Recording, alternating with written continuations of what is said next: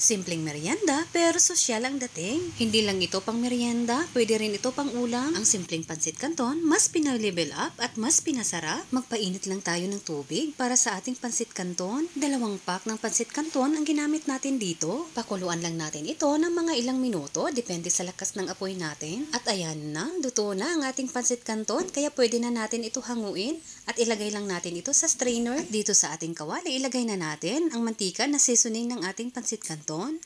At una natin ilagay dito ang ating sibuyas. Sunod natin ilagay dito ang ating bawang. Once lumabas na ang aroma ng ating bawang at sibuyas, pwede na natin ilagay ang isang lata ng tuna. At ito ang ginamit ko, hindi po ito sponsored ha. At ilagay na rin natin ang 1/4 cup ng gatas. Mix very well lang natin ito bago natin ilagay ang mga seasoning ng ating pansit canton. Napakasarap nito pang merienda. Mas pinasarap kasi natin ang luto dito sa pansit canton.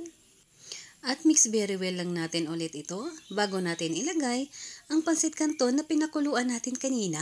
Once natikman ito ng inyong mga chikiting, check na palagi na nila itong ire-request. Ang kombinasyon ng pansit canton at tuna ay talaga namang napakasarap. At ayan na, may masarap na tayong pang merienda. Hindi lang ito pang merienda, pwede rin ito pang ulam. Maraming salamat, hanggang sa susunod po.